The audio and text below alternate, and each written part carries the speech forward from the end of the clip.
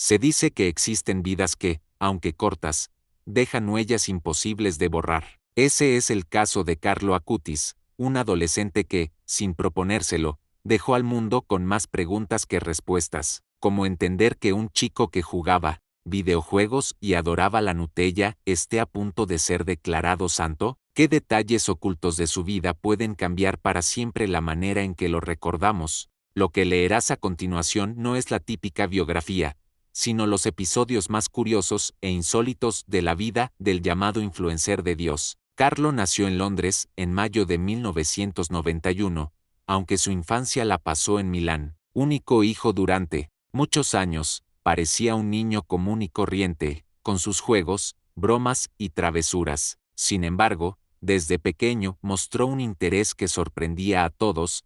Quería entrar a cada iglesia que veía, saludar a Jesús y llevar flores a la Virgen. Con apenas 3 años pedía ir a misa, algo que ni siquiera sus propios padres practicaban. Aquella inclinación no nació en casa, sino de su niñera polaca, muy devota de San Juan Pablo II, quien le enseñó a rezar, a hablar de Dios como a un amigo cercano y a vivir la fe como un tesoro y no como una obligación. Lo curioso es que Carlo combinaba esa espiritualidad temprana con una habilidad natural para la tecnología. Sin estudios avanzados, creaba páginas web, programaba y usaba herramientas digitales con una facilidad extraordinaria. Le gustaba jugar PlayStation y practicar fútbol, pero lejos de perderse en la pantalla, usaba sus talentos para evangelizar. Fue él mismo quien ideó una exposición virtual de milagros eucarísticos que terminó recorriendo más de 10.000 parroquias en todo el mundo. En lugar de ser solo un gamer,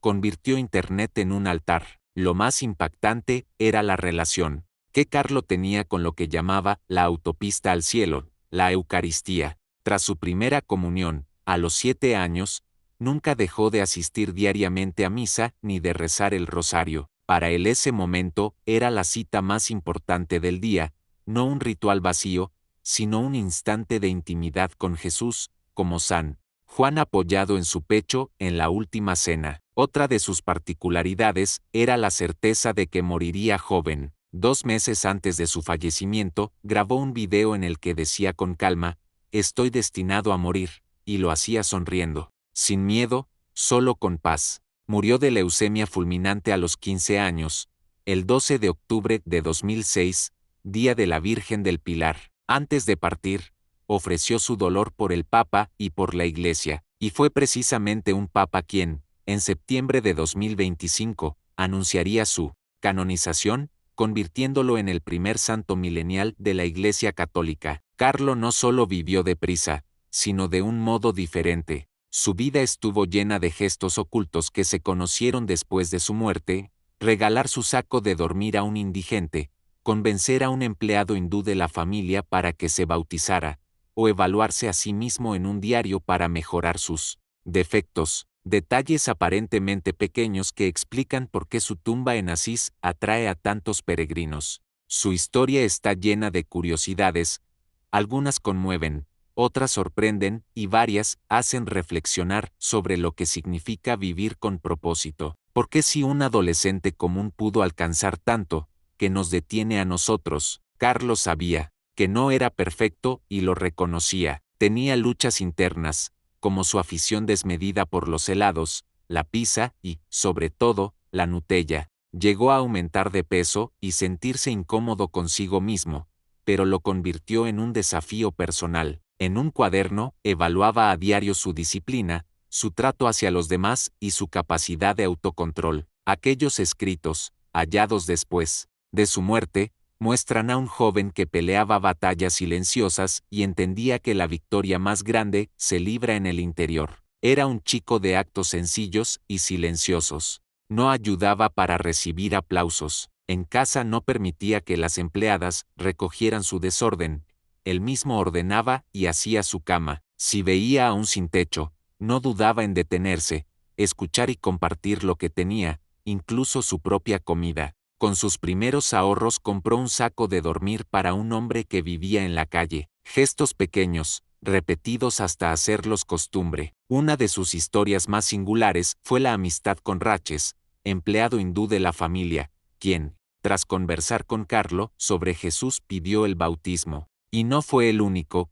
Carlo tenía una forma de hablar que mezclaba la simpatía adolescente con una profundidad espiritual que lograba que cualquiera lo escuchara sin sentirse juzgado. Otro rasgo que lo distinguía era su manera de entender la tecnología. Para Carlo, Internet debía ser un espacio para hacer el bien. Creó una de las colecciones más completas sobre milagros eucarísticos, diseñó páginas web para su parroquia y su escuela, y viajó junto a sus padres para investigar y fotografiar lugares de milagros. Trabajó tanto que llegó a desgastar 3 ordenadores. Al final, su proyecto alcanzó miles de parroquias y comunidades en todo el mundo. Carlo no veía la muerte como un final, sino como el inicio de la vida verdadera. Solía repetir a sus amigos: todos nacen como originales, pero muchos mueren como fotocopias. Quería ser el mismo, caminar su propio sendero hacia Dios. Cuando la leucemia lo golpeó de forma repentina,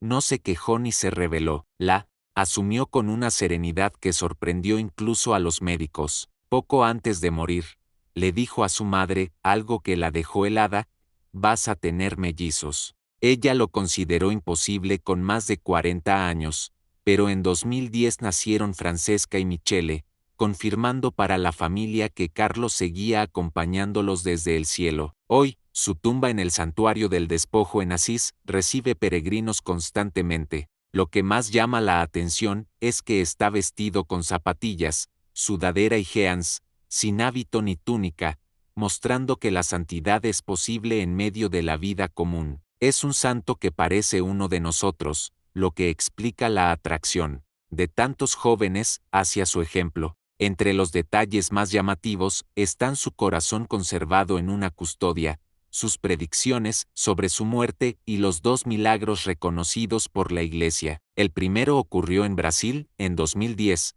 4 años después de su fallecimiento. Mateus, un niño de 6 años con una grave malformación en el páncreas que lo hacía vomitar constantemente, acudió con su familia a una capilla donde había una reliquia de Carlo, un pedazo de su camiseta. El abuelo le preguntó qué pediría y el pequeño respondió: quiero dejar de vomitar. Desde ese momento, no volvió a vomitar jamás. Los médicos confirmaron su curación y ese hecho abrió el camino a la beatificación. El segundo milagro, reconocido oficialmente en 2024, sucedió en Florencia. La protagonista fue Valeria Valverde, una joven costarricense que estudiaba moda. En 2022, sufrió un accidente grave al caer de su bicicleta y golpearse la cabeza, quedando con un traumatismo severo y pronóstico irreversible. Su madre viajó a Asís y pasó un día entero rezando frente a la tumba de Carlo, pidiéndole por su hija.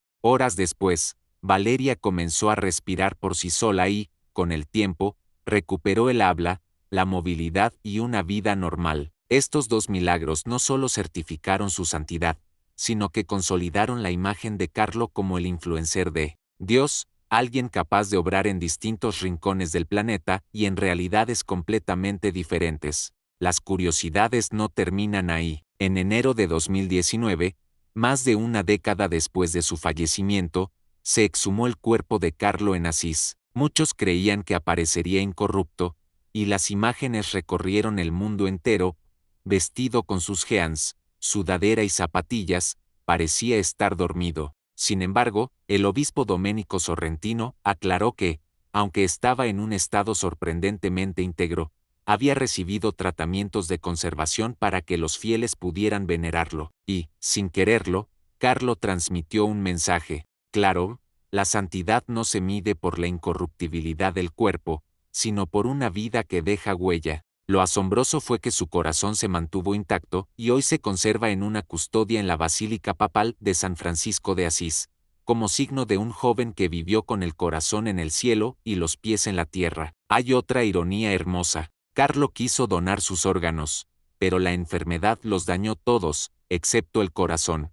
Por eso, muchos peregrinos que visitan su tumba o veneran su corazón no solo piden favores, también se marchan con el deseo de imitar su sencillez, porque, aunque dominaba la tecnología y podía impresionar con su talento digital, lo que más cautivaba era su capacidad de vivir lo extraordinario dentro de lo ordinario, servir en un comedor social, ordenar su cuarto o no acostarse sin rezar el rosario. Para entender por qué Carlos se convirtió en referente, hay que mirar sus hábitos diarios, esas costumbres aparentemente pequeñas que moldearon su carácter. Su día giraba alrededor de la Eucaristía. Desde su primera comunión, a los 7 años, decidió que nunca pasaría un día sin asistir a misa ni rezar el rosario. Cuando viajaba, lo primero era localizar la iglesia más cercana. Decía que la Eucaristía era su autopista al cielo, y lo vivía con una convicción que inspiraba.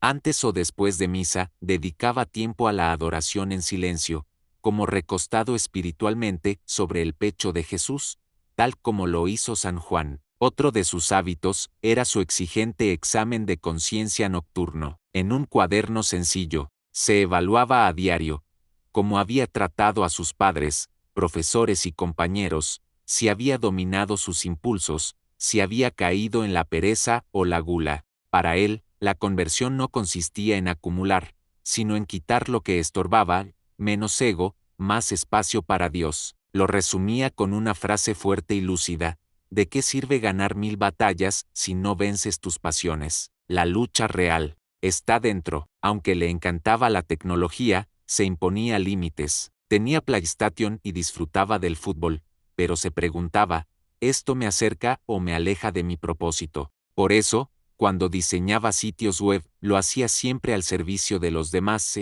la página de su parroquia, la de su colegio, y, sobre todo, su gran proyecto sobre los milagros eucarísticos. Investigó durante años, viajó a santuarios, recopiló fotos, leyó en varios idiomas y diseñó paneles descargables de manera gratuita. Esa exposición, nacida de horas de oración, estudio y silencio, ha recorrido parroquias en Europa, América, Asia y África. Tenía también una disciplina sorprendente con la confesión. No esperaba cometer grandes pecados para acercarse. Lo hacía con frecuencia porque veía el alma como un globo que necesita soltar peso para elevarse. Lo mismo ocurría con la unción de los enfermos. Pedía recibirla con conciencia espiritual, convencido de que su herida más profunda no era física, sino la del corazón que desea ser santo y no siempre lo logra. Esa seriedad no lo hacía rígido, al contrario, lo volvía alegre y sencillo. Por eso, cuando supo de su enfermedad, lo primero que hizo fue ofrecer su dolor por el Papa y por la Iglesia, y lo cumplió hasta el final. En lo cotidiano, practicaba una caridad callada. Se levantaba temprano para no dejar a las empleadas domésticas recogiendo su desorden. En la calle, si veía a alguien con frío o hambre, compartía lo que tenía, incluso su propio abrigo o su comida. Con sus primeros ahorros compró un saco de dormir para un hombre sin techo. No planeaba grandes obras, simplemente hacía lo que tenía delante. Y aún así, esas pequeñas acciones provocaban conversiones reales, como la de Rajes, el empleado hindú que pidió el bautismo después de conversar con él tantas tardes. Entre sus rarezas, destaca que predijo su propia muerte con una calma desconcertante. También anunció a su madre que tendría mellizos, y se cumplió. Era un chico simpático, atractivo y con carisma, pero defendía la castidad con una claridad poco común en estos tiempos. Veía el cuerpo como un templo y trataba a los demás con una dignidad que jamás negociaba. Hoy su tumba en Asís es un imán para multitudes, no solo por ser el primer santo milenial ni por la imagen del vestido con sudadera y jeans, sino porque su vida transmite una verdad sencilla y exigente: la santidad es posible en lo ordinario. Si él, entre videojuegos, estudios, amigos y tentaciones, logró vivir centrado en la Eucaristía y en el amor concreto, que nos lo impide a nosotros, tal vez por eso su corazón, único órgano que permaneció intacto, se venera ahora como un recordatorio de que lo esencial es poner el corazón en Dios. Y hay algo más que desconciertas: la rapidez de su causa. Normalmente, la canonización tarda siglos. En su caso, bastaron pocos años para que un chico de 15 años, muerto de leucemia, fuera reconocido como santo. Miles de jóvenes peregrinan a su tumba y muchos regresan a la confesión o a la misa diaria gracias a su ejemplo. Por eso es tan significativo que, el 7 de septiembre, junto a Pier Giorgio Frassati, el Papa León lo declare oficialmente santo, un adolescente de nuestra época, con nuestras mismas distracciones, convertido en una señal de esperanza para toda una generación. Muy pronto, entraremos en la lista completa de esas 25 curiosidades que, desde su primera visita al sagrario siendo apenas un niño, hasta cómo transformó Internet en un púlpito, pasando por visiones, promesas cumplidas, milagros, documentados y una frase suya capaz de cambiar tu día. La tristeza es mirarte a ti mismo. La felicidad, decía Carlo, consiste en mirar a Dios, y lo cierto es que cada una de sus anécdotas quiebra nuestras excusas y deja pasar una luz difícil de ignorar. Curiosidad número 1. Su atracción por las iglesias desde los 3 años. Apenas podía caminar con seguridad y ya pedía entrar a cada templo que encontraba en sus paseos. No era mera curiosidad infantil. Buscaba el sagrario y permanecía en silencio, consciente de con quién estaba. A veces recogía flores silvestres, para ofrecérselas a la Virgen. Este impulso no venía de sus padres, que no eran practicantes, sino de su niñera polaca, Beata, una mujer profundamente devota de San Juan Pablo II que le hablaba de Dios con ternura y sencillez. Lo insólito era que, mientras otros niños de su edad se interesaban por juguetes y caramelos, Carlo veía la oración como algo tan esencial como dormir o comer. Curiosidad número 12. La misa diaria como hábito irrenunciable. A los 7 años pidió hacer su primera comunión y desde entonces se prometió no dejar pasar un solo día sin recibir la Eucaristía. No lo hacía por obligación, sino por deseo. Incluso en los viajes, él mismo buscaba la iglesia más cercana y convencía a la familia de ajustar el itinerario para asistir a misa. Llamaba a la Eucaristía mi autopista al cielo, y no era solo una metáfora, organizaba todo su día alrededor de ese encuentro. Antes o después de la misa, dedicaba siempre un tiempo a la adoración eucarística en silencio, como San Juan apoyado en el corazón de Jesús. Curiosidad número 3. Su talento tecnológico. Para Carlo, la informática no era un entretenimiento. Sin más, aprendió de manera autodidacta a programar y crear páginas web. Hizo sitios para su parroquia, para su colegio y, sobre todo, su gran proyecto, la exposición de milagros eucarísticos. Empezó a los 11 años, recopilando información, viajando a santuarios, tomando fotos y leyendo textos en varios idiomas. El esfuerzo fue tan grande que desgastó 3 ordenadores y pidió a sus padres recorrer Europa para completar la investigación. El resultado fueron paneles digitales descargables que hoy han visitado más de 10.000 parroquias en todo el mundo. Convirtió Internet en un auténtico púlpito. Curiosidad número 4. Su caridad sencilla y constante. Con sus primeros ahorros compró un saco de dormir para un hombre sin techo al que veía cada día. Compartía comida con los necesitados, servía en comedores sociales, tanto con las misioneras de la caridad de la Madre Teresa como en los capuchinos, ayudando a repartir y limpiar. No hacía campañas espectaculares, sino que repetía gestos simples hasta que se volvieron parte de su vida. Curiosidad número 5. La conversión de Rajes, un empleado hindú de la familia. Carlo no intentaba convencerlo con discusiones, sino que lo trataba con un respeto y cercanía que lo conmovían. Hablaban de Dios de manera natural, y aquel testimonio lo llevó a pedir el bautismo. Rajes afirmaba que la fe de Carlo era tan coherente que no podía ignorarla. Curiosidad número 6. Su examen de conciencia diario. Todas las noches se sentaba con un cuaderno y anotaba cómo había tratado a sus padres, profesores y amigos, si había sido paciente o si había cedido a la pereza o a la gula. No lo hacía para castigarse, sino para proponerse mejoras. Veía la conversión como un vaciarse de lo que estorba para dejar más espacio a Dios. Curiosidad número 7. La premonición de su muerte. 2 meses antes de fallecer grabó un video, en el que decía, sonriente y sereno, estoy destinado a morir. No había temor en su voz, solo paz. Parecía aceptar su final como alguien que confía plenamente en Dios. Curiosidad número 8.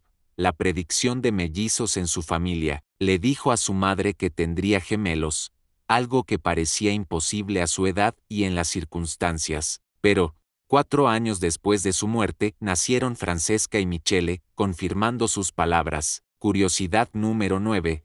Su lucha contra la gula. Amaba la Nutella y los helados, y durante un tiempo ganó peso. En lugar de resignarse, lo vio como una oportunidad para practicar la templanza. Reducir sus excesos fue su manera de entrenar la voluntad y prepararse para retos mayores. Curiosidad número 10. El mensaje de su vestimenta. Carlo descansa en Asís con jeans, sudadera y zapatillas, tal como quiso. Su decisión mostraba que la santidad no es exclusiva de monjes o sacerdotes, sino algo accesible a cualquier joven en la vida común. Curiosidad número 11. Su corazón intacto. Aunque la enfermedad arruinó todos sus órganos, el corazón se conservó perfecto. Hoy, está en una custodia en la Basílica de San Francisco de Asís, como símbolo de un corazón entregado totalmente a Dios. Curiosidad número 12. El milagro de Mateus en Brasil. A los 6 años, este niño sufría una malformación pancreática que lo hacía vomitar todo lo que comía. Al besar una reliquia de Carlo, sanó de inmediato. Los médicos confirmaron la curación inexplicable, y ese fue el milagro que abrió su proceso de beatificación. Curiosidad número 13. El milagro de Valeria Valverde en Florencia. En 2022, tras un accidente de bicicleta, sufrió un traumatismo cerebral gravísimo. Su madre rezó en la tumba de Carlo en Asís, y horas después, Valeria comenzó a respirar sola. Días después, recuperó el habla y la movilidad.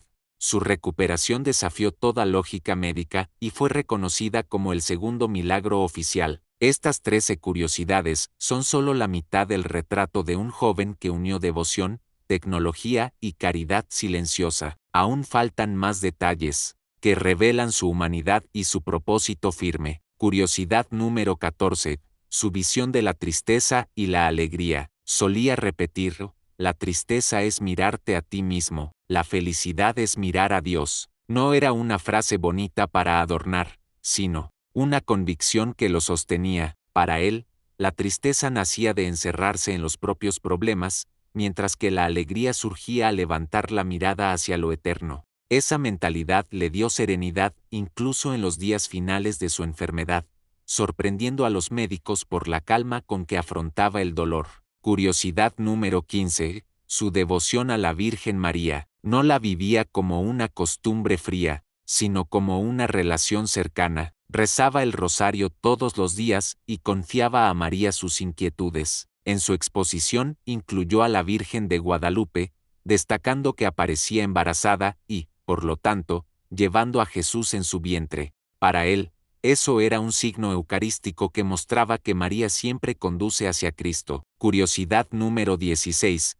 Su disciplina con la confesión y la unción. No esperaba cometer grandes pecados para confesarse, lo hacía con frecuencia, convencido de que hasta las faltas pequeñas pesan en el alma. Comparaba la confesión con un globo que necesita soltar lastre para elevarse. También pedía la unción de los enfermos, incluso estando sano, convencido de que no solo el cuerpo, también el alma, necesita curación. Curiosidad número 17 es la rapidez de su camino a los altares. En otros tiempos podían pasar siglos para canonizar a alguien. En el caso de Carlo, menos de 20 años separan su muerte en 2006 de la fecha de canonización fijada para 2025. Un proceso tan veloz habla de la fuerza de su testimonio en pleno siglo XXI. Esto no solo refleja el impacto de su vida, sino también el eco que ha tenido entre jóvenes y adultos que lo consideran un referente moderno y cercano. Curiosidad número 18.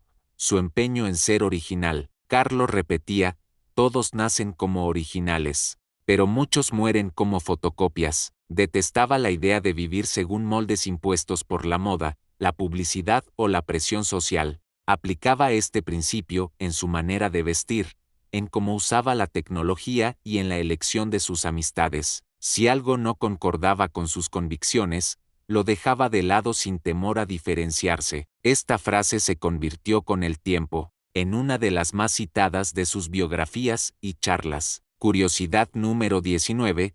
Su modo de evangelizar entre amigos. No recorría el colegio con actitud de predicador.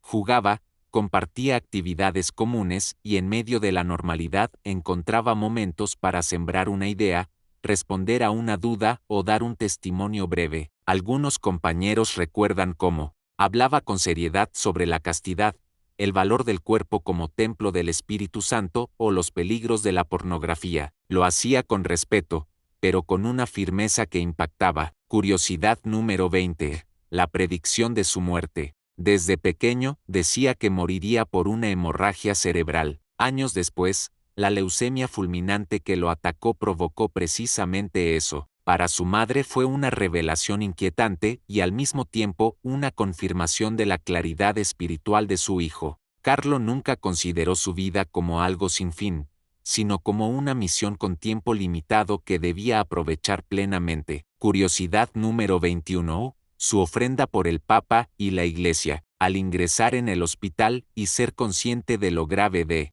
su estado, dijo con serenidad: ofrezco todos mis sufrimientos por el Papa y por la Iglesia para no tener que pasar por el purgatorio e ir directo al cielo. Sus familiares y amigos conservan estas palabras como una de las expresiones más auténticas de su entrega. Curiosidad número 22. Su humor bajo control. Carlo tenía un don para hacer reír, incluso a los profesores, pero comprendió que a veces sus bromas interrumpían las clases o desviaban la atención y decidió moderarse. Desde entonces usó su humor con medida, para animar y nunca para distraer o incomodar. Curiosidad número 23. Su amistad con los ancianos y los pobres. No se limitaba a estar con chicos de su edad. Conversaba con vecinos mayores, ayudaba a cargar bolsas, acompañaba a quienes vivían solos. También dedicaba tiempo a las personas sin hogar. No solo les daba comida, sino que escuchaba sus historias. Para muchos, esa escucha valía más que cualquier ayuda material. Curiosidad número 24. Su cuerpo vestido como un joven cualquiera. Tras su exhumación y durante la exposición de sus restos, no se le colocó hábito ni vestidura litúrgica. Carlo reposa con jeans, sudadera y zapatillas, igual que cualquier adolescente. Este gesto buscaba transmitir que la santidad está al alcance de quienes viven en medio del mundo, sin necesidad de apartarse físicamente de él. Curiosidad número 25. Su corazón como símbolo. Que el único órgano que permaneciera intacto fuera el corazón no es un detalle menor. Resume toda su existencia: un corazón puro, indiviso y lleno de amor. Hoy se venera en la Basílica Papal de Asís y se ha convertido en un recordatorio tangible de que incluso en la juventud se puede vivir una fe intensa y limpia. Estas 25 curiosidades no son simples anécdotas, sino piezas de un rompecabezas que revelan a un muchacho con defectos y tentaciones como cualquiera, pero que eligió conscientemente vivir con un propósito definido. Esa mezcla de normalidad y radicalidad explica por qué el 7 de septiembre el Papa León lo proclamará santo junto a Pier Giorgio Frassati. La influencia de Carlo Acutis no comenzó tras su beatificación, sino mucho antes, creciendo de manera silenciosa. Era un adolescente más en las calles de Milán, pero su manera de vivir y comunicarse lo preparaba para convertirse en un referente sin fronteras. No había detrás un plan de marketing ni un equipo mediático. Su impacto surgía de relaciones auténticas y de su capacidad para unir el mundo físico con el digital. Su exposición sobre los milagros eucarísticos, nacida de su trabajo en su habitación cuando tenía apenas 11 años, terminó siendo un recurso evangelizador en más de 100 países. Hoy, parroquias de África, colegios en Filipinas, comunidades en Estados Unidos y grupos juveniles en América Latina utilizan ese material. En algunos lugares se imprimen los paneles y se exponen en plazas públicas. En otros, se transforman en presentaciones multimedia para festivales religiosos. En Brasil, tras el milagro de Mateus, surgieron centenares de grupos juveniles que llevan su nombre y combinan servicio a los pobres con adoración eucarística. En Costa Rica, La curación de Valeria inspiró vigilias de oración en universidades y colegios, donde Carlo es visto como un ejemplo de fe en medio de un mundo lleno de distracciones. Europa también ha respondido. En Italia, su tumba en Asís recibe constantes peregrinaciones escolares, donde profesores y catequistas muestran a los alumnos que la santidad es real y posible. En España, Francia y Polonia se utiliza su vida como ejemplo en charlas sobre el buen uso de Internet, demostrando que la tecnología depende del propósito con que se emplee. En varias partes del mundo ya es considerado el patrón de los influencers católicos.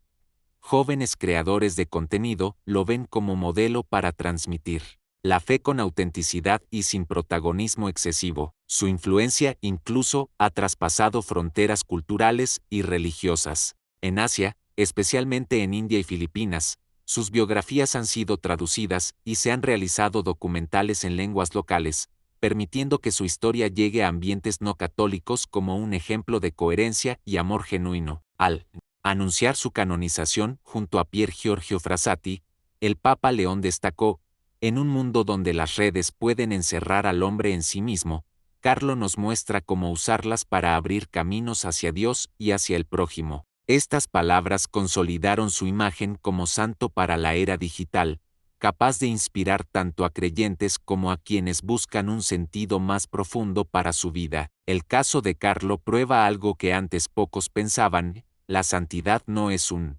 ideal lejano ni reservado a épocas pasadas. Puede florecer en medio de videojuegos, música, estudios y redes sociales. Por eso su figura está transformando la espiritualidad juvenil, mostrándoles que es posible aspirar a lo más alto sin dejar de ser ellos mismos. Las memorias íntimas que sus familiares y amigos comparten son como ventanas abiertas a su modo de ser. Su madre, Antonia Salzano, recuerda que Carlo tenía una sensibilidad especial para captar la tristeza ajena y acercarse con gestos sencillos, una palabra, una broma ligera o simplemente su compañía. Nunca imponía consejos, sino que escuchaba y hablaba con calma. En casa, el trato hacia sus padres era profundamente respetuoso. Si alguna vez discutía o se expresaba con brusquedad, pedía perdón de inmediato, fruto de su disciplina de no dejar terminar el día con cuentas pendientes. Un recuerdo entrañable es el de los domingos. Carlo insistía en ir a misa con toda la familia, aunque él ya hubiera asistido durante la semana. No lo hacía por cumplir, sino para unirlos más. Después de misa solía proponer un paseo o una comida sencilla, porque para él la convivencia familiar era parte de la fe. Sus amigos sabían que podían confiarle sus secretos sin temor a ser juzgados. Una compañera relató que en plena crisis personal, Carlo la escuchó y prometió rezar por ella todos los días, cumpliéndolo sin presiones ni juicios. Otro rasgo muy humano era su humor. Le encantaba provocar sonrisas, pero aprendió a hacerlo en el momento justo. En lo cotidiano, se mostraba servicial, ayudaba a las empleadas en tareas pesadas, recogía la cocina, hacía su cama sin falta. Durante su enfermedad, lejos de hundirse, ofreció su dolor por el Papa y la Iglesia, manteniendo gratitud hacia médicos y enfermeras, conversando con ellos y agradeciéndoles en cada atención. Nunca se dejó atrapar por la autocompasión. Cuando lo visitaban sus amigos, se interesaba más por sus vidas que por la suya. Estos gestos sencillos muestran que su fuerza no residía solo en milagros reconocidos, sino en su manera de vivir cada día con coherencia y bondad. Su canonización en 2025, junto a Frassati, es un signo para el mundo. La santidad no pertenece al pasado, sino que puede vivirse en la complejidad digital y cultural del siglo XXI. El Papa León lo resumió en su homilía. Carlo nos recuerda que no es necesario huir del mundo moderno, sino aprender a transformarlo desde dentro con amor, coherencia y creatividad. Y en eso, Carlo Acutis se convierte no solo en santo, sino en maestro de una nueva forma de vivir la fe. Carlo no era piadoso solo dentro de la iglesia o en los grupos parroquiales. Su forma de relacionarse con compañeros, profesores, vecinos o desconocidos reflejaba siempre los mismos valores que practicaba. Esto rompe la idea de que la fe se reduce a lo religioso y muestra que la santidad es, en realidad, un estilo de vida completo. El Papa León ha querido que la canonización sea un mensaje directo, especialmente para los jóvenes católicos que viven inmersos en las redes sociales, el entretenimiento inmediato y la cultura de la imagen. Su enseñanza es clara, Carlo, con las mismas distracciones y desafíos que cualquier otro, logró vivir con un propósito centrado en Dios y en el servicio al prójimo. Entonces, cualquier joven, sin importar su realidad, puede aspirar a lo mismo. En sus discursos, el Papa también ha destacado la dimensión misionera de Carlo hacia los más vulnerables. Aunque gran parte de su fama actual proviene de su labor en Internet, nunca dejó de lado la ayuda directa, visitaba a personas sin hogar, donaba sus ahorros a obras de caridad y acompañaba a ancianos en residencias. Este equilibrio entre acción concreta y presencia digital es lo que, según la Iglesia, debe inspirar a los nuevos evangelizadores. Otro aspecto pastoral importante es que no es casualidad que Carlo sea canonizado junto a Pier Giorgio Frassati. Ambos fueron jóvenes laicos que vivieron la fe de manera sencilla y sin clericalismos. Representan a una iglesia que quiere mostrar que la santidad es posible para todos, sin importar estado de vida o profesión.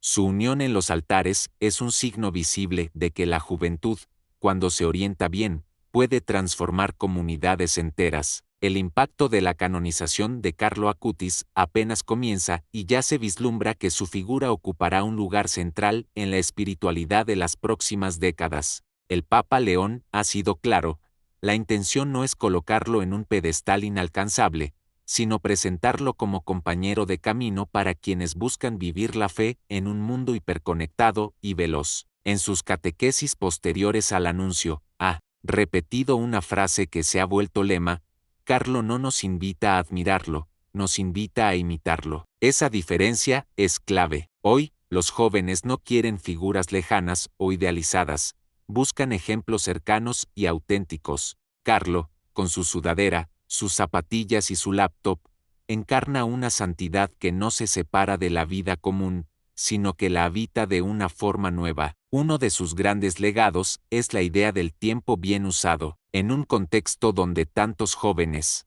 pasan horas frente a pantallas, Carlo demostró que la tecnología no es enemiga de la fe, lo decisivo es el uso que se le da. Cada vez que un adolescente comparte un mensaje que inspira, aprende algo útil o apoya a alguien en redes, está siguiendo, aunque sea discretamente, el mismo espíritu de Carlo. Otro de sus pilares fue su amor a la Eucaristía. En una época en la que muchos católicos han abandonado la misa y la adoración, él mostró que la verdadera fuerza para vivir una fe coherente brota de ese encuentro diario con Cristo. No era una costumbre rutinaria, era la fuente de su alegría y de su energía. El Papa espera que, al ver a un joven canonizado que valoraba tanto este sacramento, muchos otros se animen a redescubrirlo. Igual de relevante es su discreción en la caridad. Carlo no hacía fotos ni publicaciones sobre sus obras de servicio, no buscaba reconocimiento. En un mundo obsesionado con mostrarlo todo, recordaba que hay gestos más valiosos cuando permanecen ocultos. Ese mensaje es particularmente desafiante para una generación marcada por la comparación constante en redes sociales. Pastoralmente, su figura abre un puente con los jóvenes que se sienten alejados de la Iglesia. Muchos no se identifican con discursos oficiales, pero sí con la historia de un chico que amaba lo mismo que ellos: tecnología, videojuegos, deportes, y que al mismo tiempo vivía con un propósito claro. Aquí está el reto que el Papa León ha señalado a sacerdotes y catequistas: usar el ejemplo de Carlo no como reliquia, sino como puente para dialogar con las nuevas generaciones. Su canonización también abre un horizonte nuevo para la evangelización digital. Ya hay parroquias, colegios y comunidades creando proyectos en línea inspirados en él, webs de formación gratuita, cadenas de oración virtuales y contenidos digitales de servicio. El Papa ha animado estas iniciativas, recordando que Carlo no fue santo a pesar de Internet, sino precisamente gracias a su uso consciente y creativo. En definitiva, Carlo Acutis se convierte en un referente que demuestra que se puede ser profundamente moderno y profundamente fiel al mismo tiempo. Su vida transmite un mensaje contundente: no hace falta renunciar a la juventud para vivir con santidad, pero sí es necesario elegir cada día que el amor, la coherencia y el servicio sean la guía. Su canonización no es un punto de cierre, sino el inicio de una misión compartida. Como dijo el Papa Leone, la mejor manera de honrar a Carlo no es colgar su imagen en nuestras paredes, sino seguir sus pasos con la misma alegría con la que él siguió a Cristo.